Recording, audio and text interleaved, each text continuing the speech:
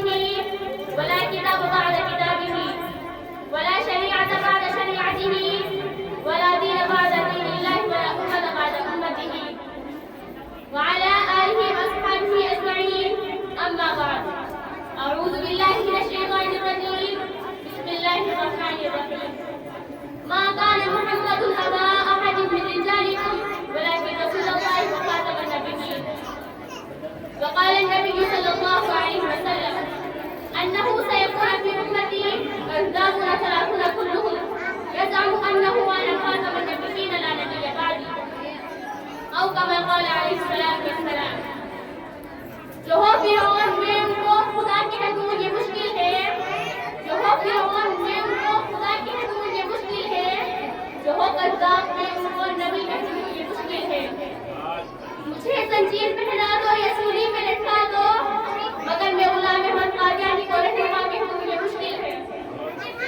معزز سامعین کرام اور اسٹیج پر تشریف فرما علماء کرام، آج کے خطبے کا موضوع عقیدہ ختم نبوت ہے. عقیدہ ختم نبوت کو ماننا دین کے اہم ترین احکام میں سے ایک رکن ہے اور ایک ایسا مسئلہ ہے جس کا تمام امت پر اتفاق ہے. جس طرح خدا کی خدائی میں کسی کو شریک کرنے سے انسان کافی ہو جاتا ہے، اسی طرح نبی کی نبوت میں کسی کو شریک کرنے سے انسان دائرہ اسلام سے خارج ہو جاتا ہے. اس کے لیے قرآن کریم کی 100 آیات، 200 احادیث اور بزرگوں کی تقریباً 1500 ارشادات اس بات کو کہا ہے کہ نبی صلی اللہ علیہ وسلم کی کرسی پر نہ کوئی آیا تھا اور نہ کوئی آئے گا. جس طرح خدا کی وحدانیت وحدہ لا شریک ہے، اسی طرح نبی کی نبوت میں وحدہ لا شریک ہے. اس کے لیے اللہ تعالیٰ نے قرآن پاک میں فرمایا ما کان محمد ابا احد من رجالکم ولکن رسول اللہ وخاتم النبیین.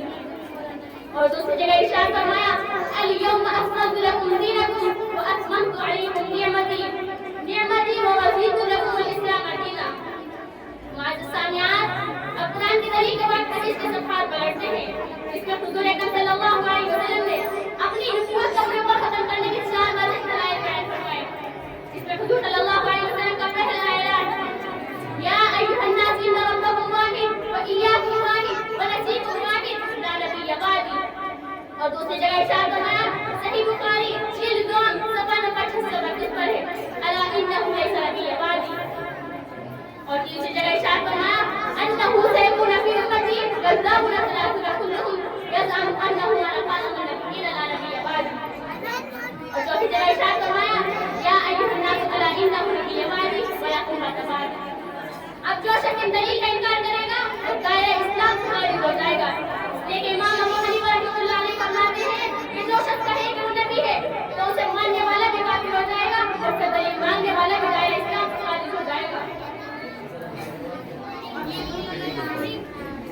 دائرہ اسلام سے خارج ہو جائے گا.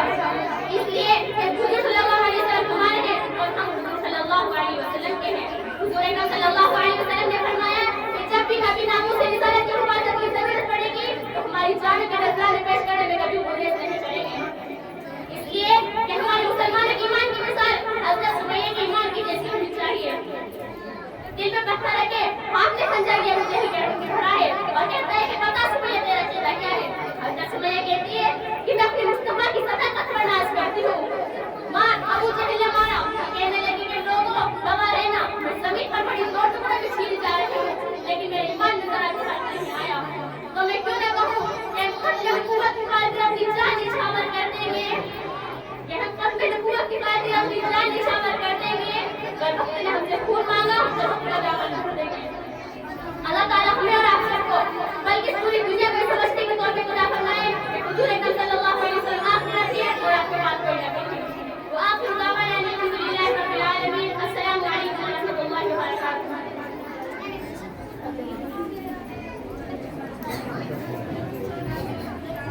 اب اس کے بعد